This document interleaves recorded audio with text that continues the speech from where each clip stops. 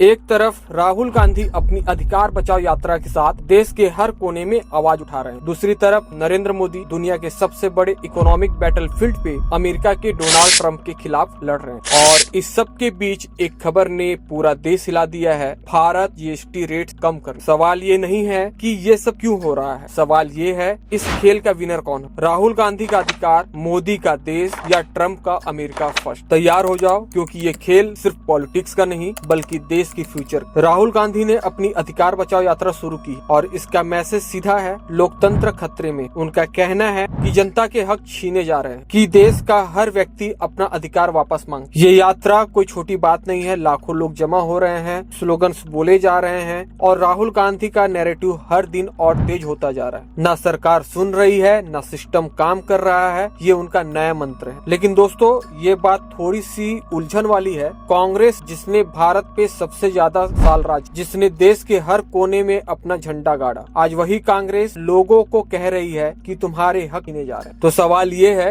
क्या ये यात्रा सच में जनता के लिए है या ये सिर्फ एक सियासी चाल जो कांग्रेस को वापस सत्ता के करीब ले जा सके? जनता के दिलों में राहुल गांधी की यात्रा क्या जगह बना रही है? और सबसे बड़ा सवाल, क्या लोग अब भी कांग्रेस पे भरोसा करेंगे जब उनके अपने पुराने रिकॉर्ड के साथ इतने सवाल जुड़ते?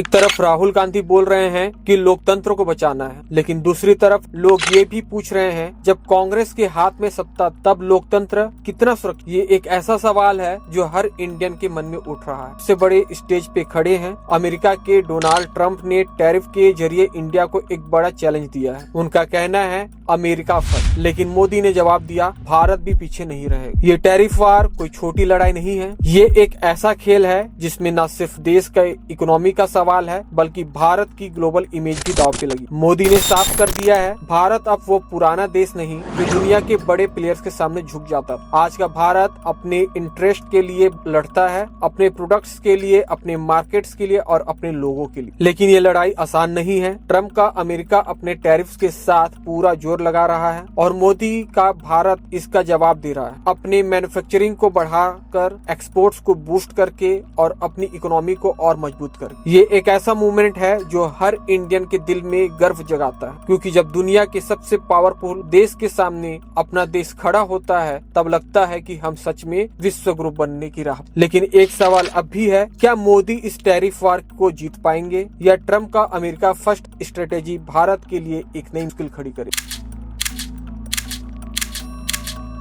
और अब एक ऐसी खबर जो हर इंडियन के कान खड़े कर रही है, सरकार जीएसटी रेट कम करने वाली। सोचो, जब ग्लोबल लेवल पे मोदी अमेरिका के साथ ट्रेड वॉर लड़ रहे हैं, तब देश के अंदर एक ऐसा फैसला लिया जा रहा है जो डायरेक्टली आम आदमी की जेब पर असर डाले। जीएसटी कट का मतलब है मिडिल क्लास को थोड़ी राहत, छोटे और मीडियम बिजनेसेस को एक नया जीवन और कंज्यूमर्स के लिए सस्ते प्रोडक्ट। ये एक मास्टर स्ट्रोक हो सकता है, क्योंकि जब ग्लोबल प्रेशर बढ़ रहा है तब देश के अंदर लोगों का भरोसा जितना जरूरी है। अगर जीएसटी रेट सच में कम होते हैं तो ये मोदी सरकार के लिए